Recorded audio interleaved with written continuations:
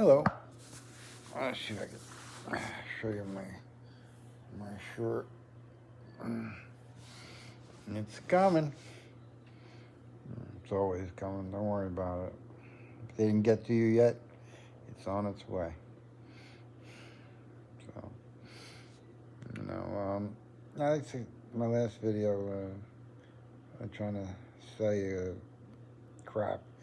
I said that low vibrational people don't have pets, and if they do have pets, they treat them horribly.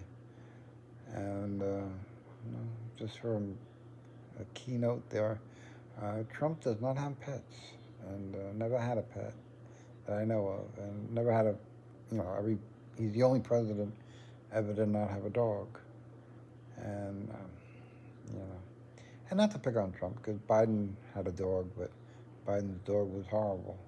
I don't think Biden spent much time with the dog. I think it was just a dog to check the box of I'm a president and I have a dog, you know. And for whatever reason, that was about all that was. But and I'm sure other presidents have done that too. They didn't want a dog, and they got a dog just to make the country happy. But Trump said no, I don't want a dog. And you think that would be a good thing, but it's a bad sign, and that's why the other presidents didn't do that. They didn't want to send a bad message, and Trump didn't care, because Trump doesn't care about you, and he's not accountable for any of his actions. He started a war with the Pope, and the Pope is wrong, and he didn't do anything wrong. And he posted a picture where it looked like he was Jesus, and as soon as he got called out on it, he said he was a doctor, not Jesus. He doesn't take accountability for anything he does. And the people that voted for him, the MAGA people, they don't take accountability either. That's why they like him, because they are him. They don't take responsibility for anything. It's the immigrants, it's the Mexicans' fault, the Venezuelans' fault why I don't have a job. It's foreign governments, China's fault why my factory moved. It's not my fault. It's always somebody else's fault. And that's why they went for Trump, because Trump was going to go after all these boogeymen in their brains. And the price of eggs was the Democrats' fault. But I bought eggs yesterday, and they were $6 a dozen, and that's pretty expensive as far as I'm concerned. And Trump didn't do anything for the price of eggs. So he lies. And if you put that question to him, he would blame somebody else. He wouldn't blame himself. He wouldn't blame himself for anything. He takes credit. He takes credit for everything. He ended the war in Gaza, which he didn't. They're still bombing Gaza, So it's all bull. It's all crap. And that's why I said in the last video, they're trying to sell you crap. And the problem is, a lot of you buy it. And MAGA isn't something that was created out of a bubble.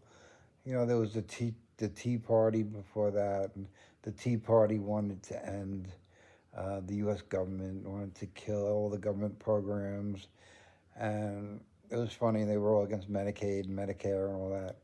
And the Tea Party leader, the one who created the Tea Party, was some sorry sap from Florida, and some old lady. Um, and the funny thing was, she had a liver transplant and a kidney transplant, all done by Medicaid. She paid no money for it at all. And then she started a whole movement to shut down Medicaid, shut down Medicare. And they called it the Tea Party. It's just hypocrites to the end, When they say I don't lie, that's the only thing they are doing is lying. When they say I'm for you, I love you, they hate you. They can't stand you. That's the truth. The opposite is always the truth. Like I said with George on Seinfeld, when he did the opposite of everything, he had a good day. And that's what the Republicans do. And I'm not saying the Democrats are any better, because, like I said, Biden had a dog, but just so he could check the box. I don't think he cared one iota for that dog. And the dog reflected it in how many Secret Service people he bit. But it's just, it's just so in your face. It's so in your face. It's ridiculous. Uh, you know, and don't get caught up on it. You know, I'm not trying to stir up people to be angry. I'm sure MAGA people hate me, but they hate themselves. They can't love me. They don't love themselves. You don't love yourself. You can't love anybody else, and they don't love themselves. They hate themselves. They hate themselves to death. You know, and sure they want people to love them, but in a fake way. It's like, oh, don't you love me because I have money? Don't you love me because of my car? Don't you love me because I voted for Trump? Don't you love me? Da, da, da. And it's not, don't you love me because I'm a good person. That's not, they don't care about that.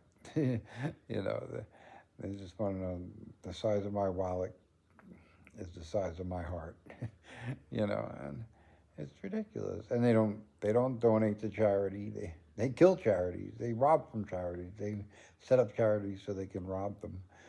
You know, they're not good people. And they don't have good hearts. And they want to shut down hospitals. They don't want to build hospitals. They want to shut down hospitals. They don't want to build libraries. They want to shut down libraries. They want to burn all the books. They don't want to increase teachers' salaries. They want to fire teachers. They don't want to educate children. The Nazis weren't big into education. I don't know of any books that came out of Nazi Germany. And that's who's running the country. That same movement. They lost the war in World War II, but they're still here. They're still running things behind the scene, and Trump is their man. And and when Trump's gone, there'll be somebody else. I don't think it'll be Vance, because Vance is pretty much an idiot, and I just don't see it. Trump is not loyal to anybody. Everybody on his cabinet is dispensable and replaceable, and if they don't do exactly what he says, they don't have another day to do it. They're gone. And this Epstein thing, he'll probably die before he ever faces the music for it. And a lot of the rich people, BlackRock, CVS, and all the people that were involved in the Epstein thing, they're not going to face justice either, because they have enough lawyers that can submit motions to suppress, motions to move venue, motions to do, and all that stuff takes time. And by the time that the lawyers get done with their motions, their client will be dead. So, it's just, when you have money, it's why the rich people don't go to jail, and the poor people do, because the poor people get one motion, I'm innocent, and they're like, yeah, no, you're not. Well, you could be, but it don't matter. Innocence and guilt have nothing to do with justice. It's money and poverty. So if you're poor, you go to jail. If you're rich, you go home. That's why they have bail. They put a high bail, and the rich people go home, and the people with no money stay in jail. That's what bail's all about. So,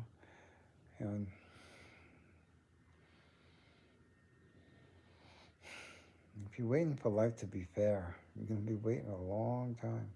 I told you karma's coming, but, you could wait a while. And some of you don't want it to come. You're trying to duck and hide and weave, but it's going to find you. There's no rock you can crawl under to hide from it. It knows where you are. Karma's my best friend. Karma does all my revenge work for me. And I don't tell karma what to do or how to do it.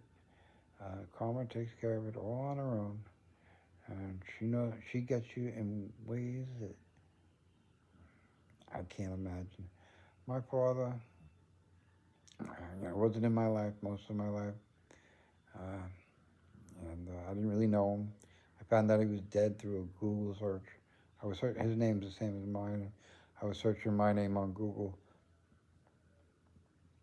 and I came across that I was dead. And I wasn't. It was my father. But he has a different middle name. That's all. So that's why I knew it was my father. But that's how I found out. But I also found out that he suffered from emphysema for 12 years. Every breath he took was painful for 12 years. Can you imagine how many trillions of breaths you take in 12 years? And, and he felt every single one of them. You know, karma has a way. And my mother, she's going through hell right now. Karma has a way, you know. And, you know, if you wish them to be gone, don't, because living is more painful, more harder for them, and it's more torture. Death is a blessing. You know, it's like sacrifice and mercy, and whatever you want to call it. But living is hard, you know, and I'd say he paid and she's paying now. So, you know, what goes around comes around. You know, and I live a good life. I have a good life. I, um, I can do what I want any day I want. I don't work. I don't starve. I have great electronics. I have all the apps. I have everything that I need. And I go to the store when I need to. Uh, you know, I can jump on a train in 5 minutes, be in Manhattan if I wanted to be. And in the summer, I will do that. I'll go to Central Park and spend a day at Central Park. And it's not a problem, you know. And it won't cost me minimal amount of money. And, you know, if you're watching this like 8 years from now, like I said in the last video, you know, they're having the World Cup at MetLife Stadium. They changed the name of the stadium, but it's MetLife Stadium in Jersey. And you know, it's against the law for the government, for you as a store, to up the price of milk or bread or cheese or gas or whatever during a storm. You know, that's price gouging. You know, it's against the law to do that. You cannot raise the price of your milk just for the day because of a storm. You know, you can't go from $4 to $8 for a gallon just for 24 hours until the storm was over. That's price gouging.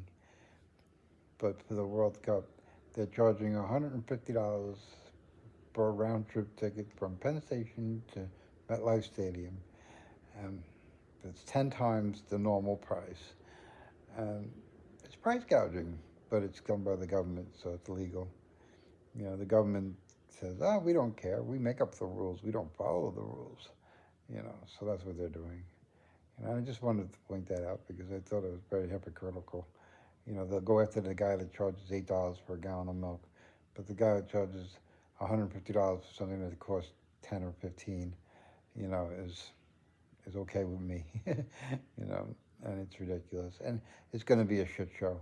They're going to screw that up so bad. People are going to complain like never before. The amount of people that are going to go for those trains and try to get a spot on the train, and they're going to be packed in like sardines.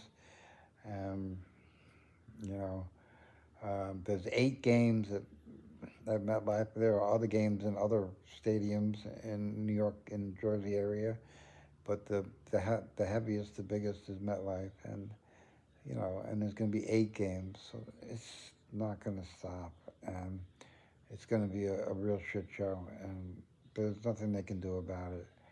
Um, you know, the parking is $200 if you want to drive and park. It's $200 to park your car, so that's why $150 for the train. They think they got to run it. They're running a bargain, you know, but it's not. You know, the train is going to be a waiting nightmare. You're not going to get on the train that you went there to get on. You know, you have to wait for the 3rd or 4th train to get on because the crowd is going to be just beyond. So you're going to have to go hours and hours earlier than the game time, and you're just going to be screwed. So I say watch it on TV, you know, and you know, enjoy. But I'm not into soccer. I could care less about soccer. I think it's an annoying game. Uh, Watch for an hour better, and they score 1 goal and act like they solved cancer. I just don't buy into it, you know. But I'm not into sports in general anyway, so it doesn't matter. I'm not into baseball or football or basketball or hockey or any of those um, PC sports. I don't care. I don't buy in. I don't know why people spend thousands and thousands of dollars for a basketball game and you can barely see the ball. So the logic is just not there for me. So, but I think if you watch my videos, you can see the way I think, and you don't find that hard to believe.